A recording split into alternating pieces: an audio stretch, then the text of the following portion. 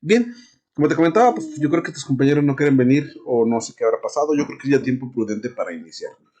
Vamos a continuar nosotros viendo los efectos sísmicos.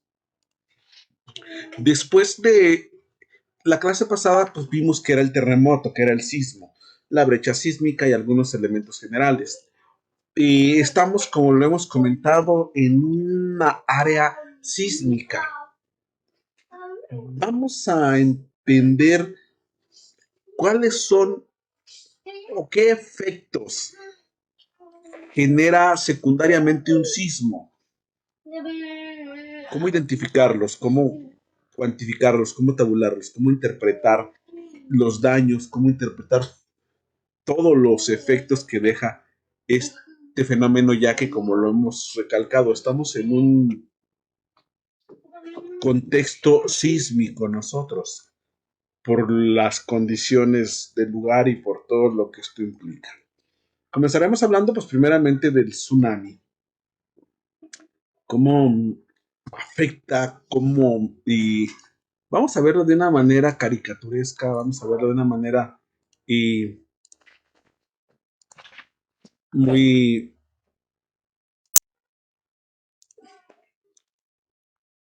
y cómo lo podríamos decir más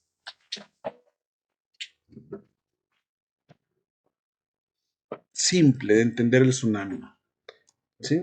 Dejen por aquí lo tengo, dejen buscarlo para empezar a proyectarlo.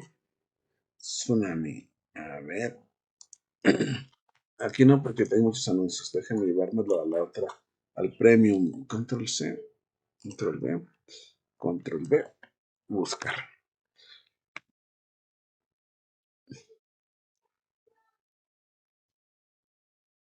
Bien, y comenzaré a proyectar. Y ya lo vamos platicando y lo vamos desglosando. Les comento, iniciamos con un tsunami. Y así es tsunami. Este es el con lo que vamos a buscar.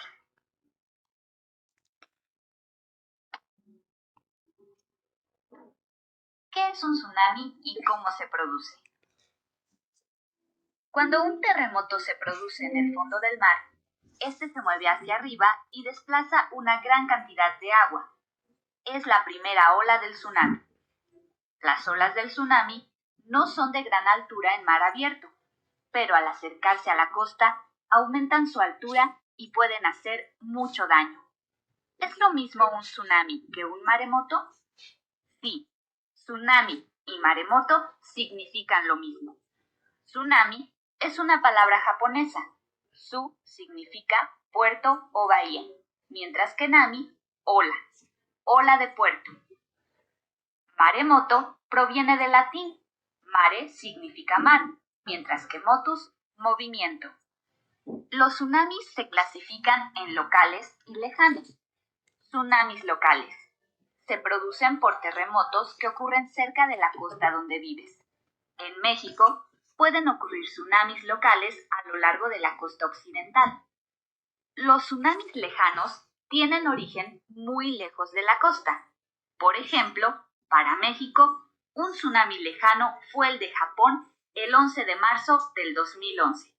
Tardó 10 horas en llegar a nuestras costas. Pero, ¿qué hacer en caso de un tsunami local?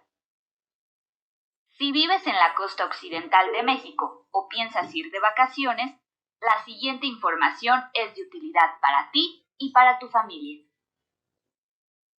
Es posible saber que se dará un tsunami debido a que la naturaleza dará dos señales de alerta. Primero, el suelo va a temblar. El terremoto es por sí mismo la alerta del tsunami. Cuando deje de temblar, no esperes a que suene una alerta. Aléjate rápidamente de la costa o de las playas. Dirígete a un lugar alto, lo más lejos posible de la costa. Sigue las rutas de evacuación que hay en tu localidad. Tendrás pocos minutos para que llegue la primera ola del tsunami. En segundo lugar, en el mejor de los casos, cuando el tsunami va llegando a la costa, el mar puede alejarse de la playa, haciéndola ver más grande. El mar no siempre se aleja de la costa. No esperes a que esto suceda. Recuerda que el terremoto es la primera señal de alerta que avisa que puede venir un tsunami. Aléjate rápidamente de las playas y de los lugares que se encuentren al nivel del mar. Dirígete a terrenos altos. No regreses a la costa hasta que las autoridades te avisen que no hay peligro. ¿Qué hacer si te encuentras en un barco o en una lancha y se presenta un fuerte temblor? Los barcos o lanchas que se encuentren navegando en alta mar no sentirán las olas del tsunami que pasan por debajo, ya que no son muy altas lejos de la costa. Si te encuentras cerca de la costa en una lancha de motor, es preferible vencer el miedo y dirigirte mar adentro. En caso de que no tengas tiempo de prender los motores, dirígete lo más rápido posible a terrenos altos. Recuerda que los tsunamis son destructivos cerca de la costa. Si te encuentras navegando, puedes regresar cuando las autoridades indiquen que no hay peligro.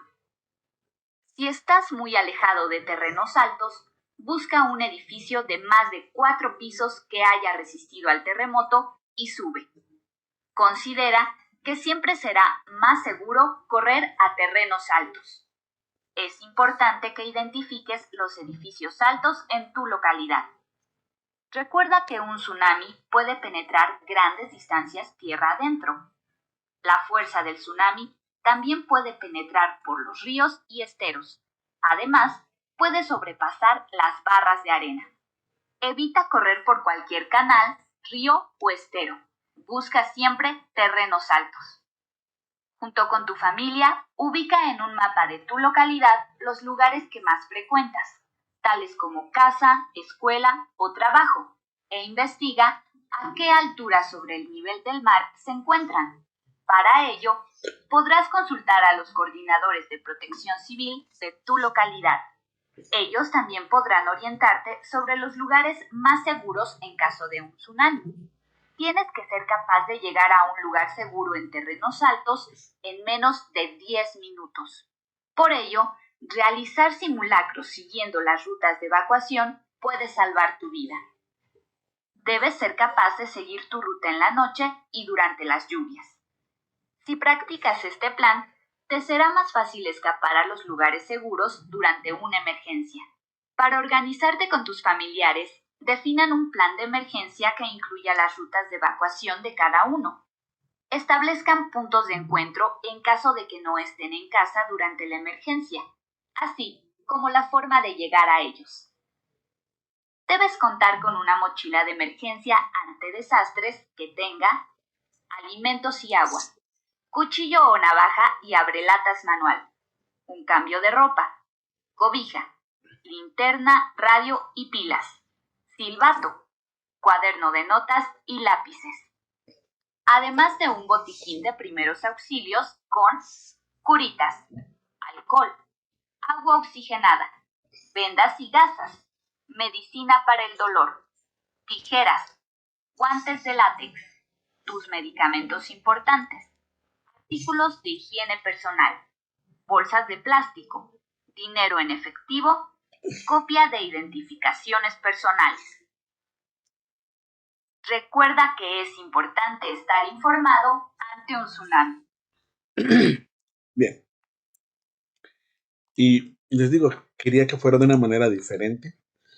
En México sí hay tsunamis, principalmente porque estamos dentro de la brecha sísmica, como ya lo vimos en semana pasada. Mm, el tsunami puede presentarse, muchachos, en dos circunstancias. Bueno, perdón. Mm, en el sismo puede que haya o no haya un tsunami, más bien dicho. Si el tsunami se da en terreno firme, no en el mar, la posibilidad de tsunami es mucho menor porque el epicentro se da dentro de la superficie sólida, que no contiene arriba elementos que se desplacen.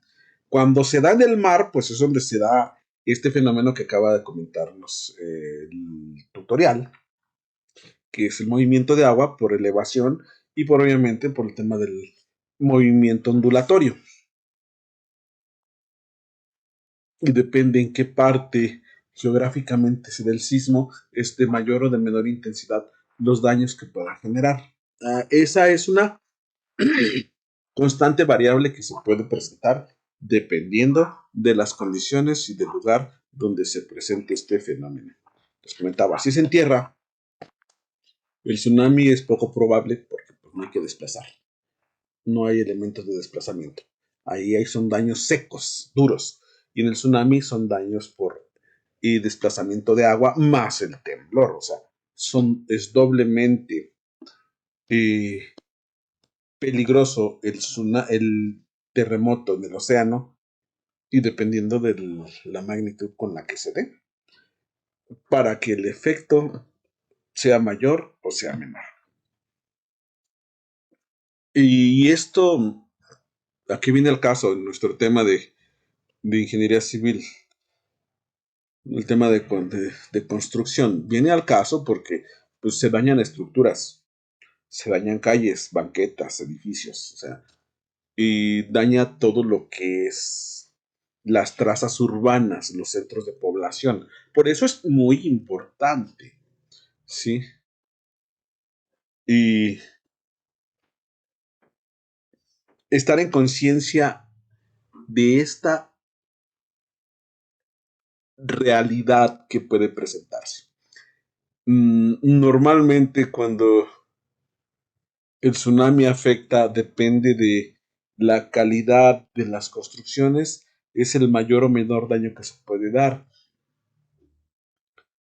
Pero los lugares más cercanos a la costa, que hablamos dentro de los primeros 20 metros sobre el nivel del mar, son los más afectados, porque es donde las olas pegan con mayor intensidad. Ya hacia arriba es menor, pero os digo, todo depende de la dimensión de la escala sísmica con la que se dé. Nunca ha habido un grado 10, pero se está esperando el megalodón de los terremotos y que eso va a ser algo indescriptible cuando se llegara a dar. Y no estamos hablando de la película del día antes de ayer, no, estamos hablando de una realidad que puede presentarse.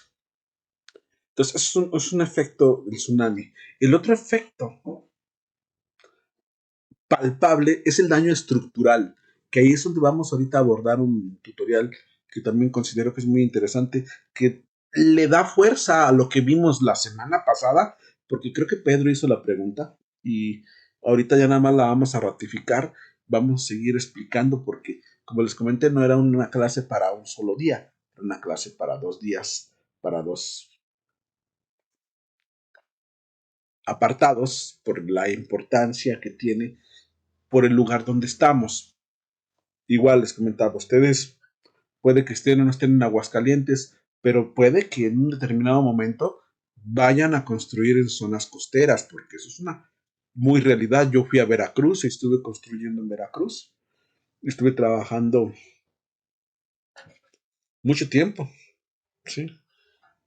Y entonces nunca hay que decir no, salvo que nos neguemos al sí, puede que algún día nos toque estar construyendo en zonas costeras. Y hay que tener muy en consideración todo ello, porque incluso los reglamentos de construcción son muy distintos. Estuve construyendo en Tecomán, Colima, a escasos, bueno, no, ahí sí estaba retirado en Tecomán, y porque lo abrupto y la topografía tan accidentada del área de ahí de Miguel Alemán, de Tecomán, pues realmente es muy abrupta la elevación rápida de la tierra, y aparte por las condiciones de suelo, muy duro. Pero independientemente, el reglamento de construcción para todo Colima es muy específico y más porque es un área eminentemente sísmica, incluso por el Nevado de Colima, que comparte con Jalisco. Entonces les digo que todo depende, sí o no, y si queremos o no queremos decir que sí. Pero sí, los reglamentos de construcción en esas zonas son distintos y más donde es epicentro o se presentan o se determina ya como áreas sísmicas para que lo tomen mucho en consideración. Y yo uno de mis primeros y grandes errores que tuve en Colima más que en Veracruz, porque en Veracruz No está tipificado el grado sísmico como en Colima. ¿Por qué? Por la brecha sísmica que estamos hablando, ¿no? Y Veracruz está en el otro lado del país, donde no hay brecha sísmica, donde no está la ruptura de San Andrés, donde no están todas las fallas que dividen al continente en todo lo que es su periferia. Entonces, yo muy fregón voy y presento mi proyecto arquitectónico y para revisión, porque tenía todavía que contratar en aquel tiempo perito, porque yo no podía ser perito en ese lugar. Llego, hago todo mi proceso y me dicen, no, oiga, pues ¿de dónde es usted? Le digo, pues de Aguascalientes. Dice, ah, por eso. ¿Por eso qué? Sí, sí, pues es que allá no es sísmico. Mire, aquí, aparte de este plano, este y este que trae usted, que son nada más 4 planos básicos, se le van a pedir este. De 4 planos, me pidieron otros 12 planos adicionales. Mecánica, geofísico, geotécnico y hidráulico, hidrológico, lo mismo. Y recuerdo, pero hace tantos años que estoy trabajando ese proyecto, tendría que descargarle para analizarlo. Pero fueron muchísimos planos adicionales, muchísimos detalles estructurales y momentos, diagramas de momentos y armados estructurales para soportar el embate sísmico. Creo que, no, les digo, no, creo que ustedes no. Sus compañeros están llevando ingeniería sísmica, que está muy interesante, muy, muy interesante para lo que lleguen ustedes a ella, le pongan mucha atención en cómo se comporta y un proyecto diseñado por Sismo y un proyecto diseñado de manera estándar sin los factores sísmicos. Bien, vamos a pasar al siguiente tutorial para darle continuidad a esto. De esto es dentro de los efectos del sismo. Hola a todos, este es otro video de la serie de sismos, o hablemos de sismos del Dr. X. En este video trataremos de hablar y de explicar cuáles son las diferencias entre daños estructurales y daños en elementos no estructurales. Tengo aquí un modelo de un colega profesor que nos imparte la materia de dinámica estructural e ingeniería sísmica. Entonces quédense si quieren saber un poquito de cómo se comportan los edificios, por qué se dañan elementos no estructurales. Trataremos de explicar eso en este video. Hola a todos, pues aquí estamos. Es un modelo de edificio. Espero que lo puedan ver. Me voy a levantar para que puedan ustedes tener una mejor apreciación. Tenemos columnas, son estos barras de tornillo, 4 columnas iguales. Tenemos 2 entrepisos, piezas rígidas representando las losas, 2 y la base. Se podría considerar que este es un edificio de una planta, 2 plantas, 3 plantas, o 2 pisos le llamamos aquí en México. Este modelo está hecho para que se pueda mover con estas correderas, pero el sismo que recientemente tuvimos en México el 19 de septiembre es un sismo muy cercano aquí a mi ciudad, en Puebla, y algunos compañeros de trabajo estaban incluso en el piso 26. Imagínense eso, unas aceleraciones tremendas en la base, y contaron que es una experiencia aterradora realmente. Tengo el apoyo de mis hijos, me prestaron aquí estos personajes de Playmobil y vamos ahorita a ver las diferencias de comportamiento entre quien está en un piso menor, en la base, y hasta arriba. ¿Sí? Cuando hay un sismo en un edificio, vean, el de abajo ni siquiera se inmuta, pero los de los pisos superiores sienten más. Este es un comportamiento normal de un edificio, sobre todo sus primeros modos de vibrar, porque el edificio tiende a ser lineal, la manera en que estos desplazamientos crecen, o sea, es más grande aquí arriba, en la base, y obviamente en que se está moviendo es el terreno. ¿Okay? Pues vieron ustedes que el pobre monito que estaba hasta arriba, pues cayó, perdió el equilibrio y quedó aquí, y el de abajo sigue de pie. Es la sensación del usuario generalmente. Podríamos decir que a medida que está más arriba, pues puede sentir mayores desplazamientos. Para evitar esos desplazamientos, algunos edificios incluyen, y espero que lo puedan ver por ahí en el video, y tengo unas diagonales que están, trataré de pintarlas para que ustedes lo vean. Aquí está son alambres representando tensores. Seguramente ustedes los habrán visto en edificios de acero. Y estos ayudan a restringir el movimiento. Vean, si yo intento mover esto, lo voy a fijar. Le doy un desplazamiento en estas, aquí no hay diagonales, en este sentido, hacia allá.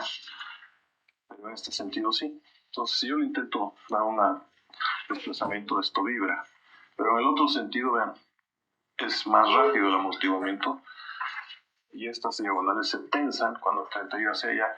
La de este lado se tensa y cuando quisiera ir para allá, la del otro sentido se tensa. Entonces estos, en algunos lugares, como México, llamamos contraventeos. También le llaman arriostramientos en otros elementos más pequeños. Y en inglés, bracing. ¿Okay? El edificio tiene bracing para ayudarlo a minimizar esos desplazamientos que ya vimos que pueden ser mayores. En este sentido no tiene. El edificio puede estar vibrando y mucho. ¿Okay? Pero hablemos de elementos estructurales. Las columnas están bajando las cargas de ese piso. Y vienen ya las cargas de estas bajando en cada una de estas 4 columnas. Y se encuentran más carga. Masa de este entrepiso, las losas, los muros. Y se agregan. Y estas columnas de aquí traen ahora más todavía carga bajando. Ustedes aprenderán cuando lleven cursos completos. Este video en su fin no es tener un curso de ingeniería sísmica o dinámica estructural.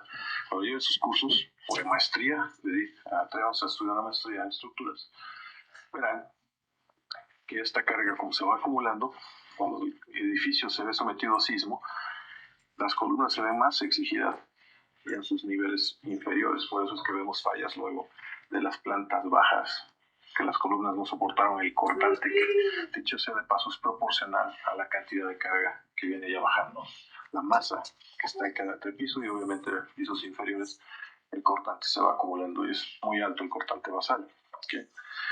Pero decíamos que hay diferentes sistemas para aislar el edificio, para ayudarlo a que se comporte mejor. Y uno de ellos es precisamente esto de tener elementos. ¿Cómo se imaginan ustedes o cómo valorarían el daño estructural en un edificio?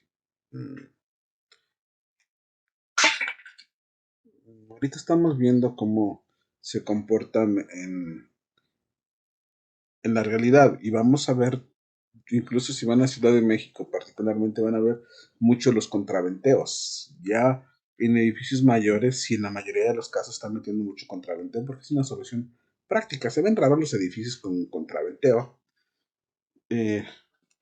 Porque sí te tapan mucho la imagen, hay que jugar mucho con la arquitectura para poder disimular, porque el contraventeo es una imagen geométricamente no tradicional que puede afectar la imagen general. Aquí hay que jugar con los elementos tradicionales para que se puedan estar en comunión los unos con los otros. Y siempre, o más bien comúnmente, siempre están expuestos estos contraventeos. Pero esto es para edificios de acero.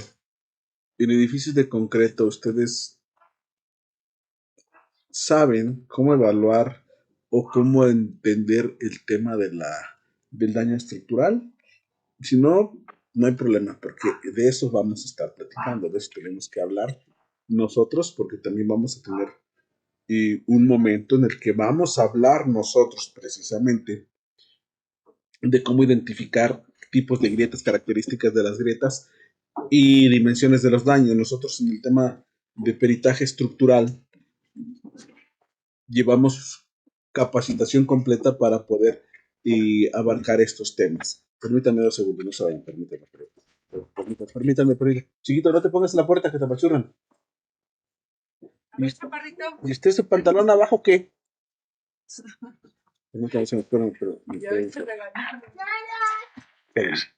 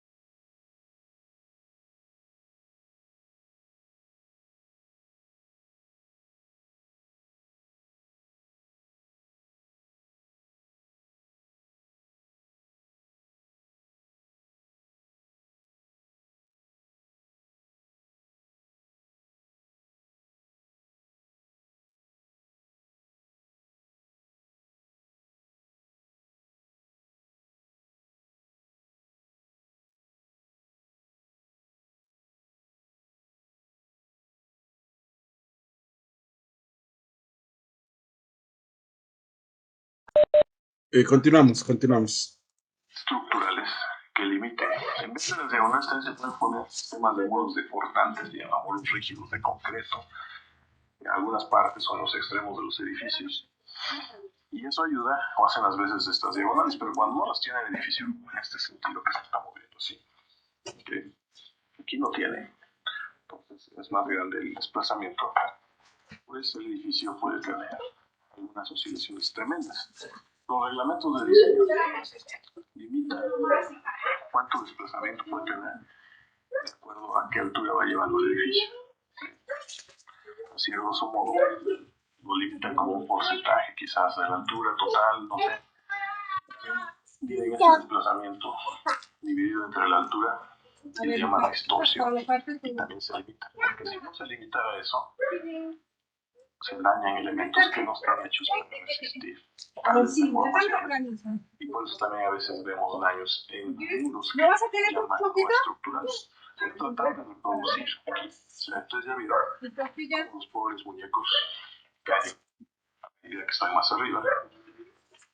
Es un modelo muy sencillo, obviamente. Uso los juguetes para que sea más visible.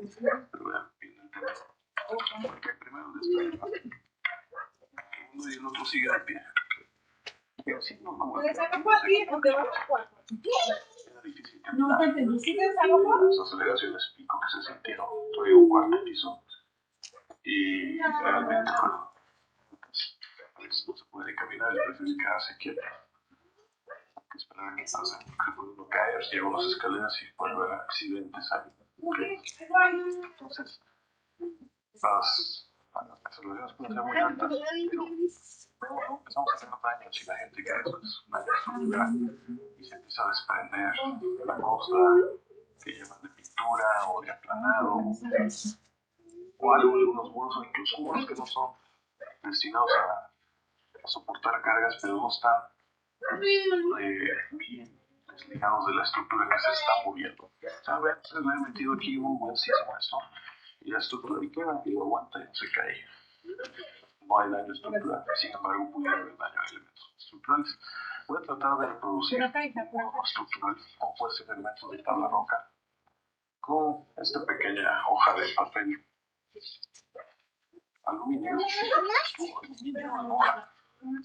Usamos para envolver las bocadillos, los sándwiches, como le llaman a su país. En México le llamamos tortas. Hechas con pan blanco, llenas de jamón y queso, como la que decía el Chavo del 8, quiero mi torta de jamón. Básicamente se refería a eso, con bocadillo, con pan. Lo voy a colocar como si fuera un muro. Y estamos pensando que es no estructural porque su rigidez es muy baja, realmente comparado con lo que pudiera tener un elemento estructural hecho para soportar esas cargas. A ver si no me hace quedar mal esto, así que no pueda yo colocarlo. Hace rato sí se podía, o en teoría yo pensaba que sí se podía colocar. Y vamos a ver.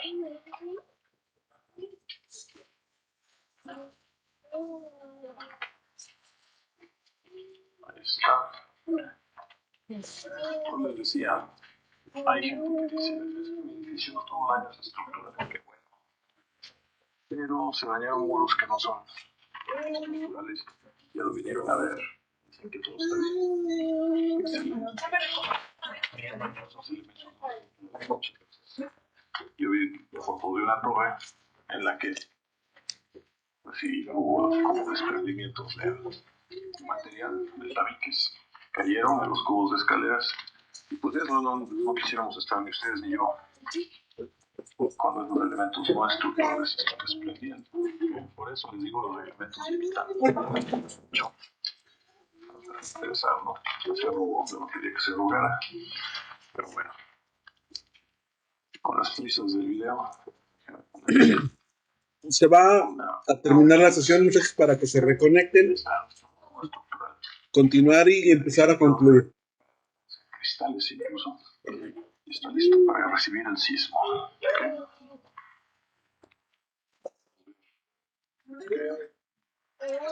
Está funcionando, podemos tener muchas cargas. Toda la gente bailando, fiestas, no le pasa nada. Los elementos estructurales. Y quisiera que se viera bien. Ahora, ¿ustedes han visto una falla característica en muros estructurales o no cuando viene un sismo? Se distorsiona. Por eso le llamamos distorsión hace rato. Desplazamiento entre la longitud. Vamos a ver qué le pasa a este muro no estructural. A propósito, necesita delgadito de papel aluminio para que ustedes vean. Ligado a elementos estructurales, ese es un error, como ligar esos muros a elementos estructurales. Y estas columnas se van a mover. Nada no va a impedir que esto se mueva. Entonces yo quiero que vean, espero, voy a meterle un sitio bastante agresivo a esto, para ver si ustedes logran identificar la forma o el ángulo al que esto debe aparecer. Si logran ver ahí las diagonales a 45 o las X. Yo lo que estoy viendo aquí en el teléfono. Que ustedes ven que luego esas famosas X.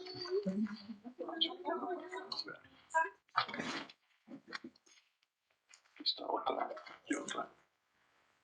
Así que estos esfuerzos en los muros, o en las uniones de los tabiques, o incluso si es tabla roja, aparezcan esas grietas. Si es tabla roja o muro, que es como placa de yeso, que llamamos tabla roja, pues no pasa nada porque es ligero y pues, se agrieta la pintura y demás.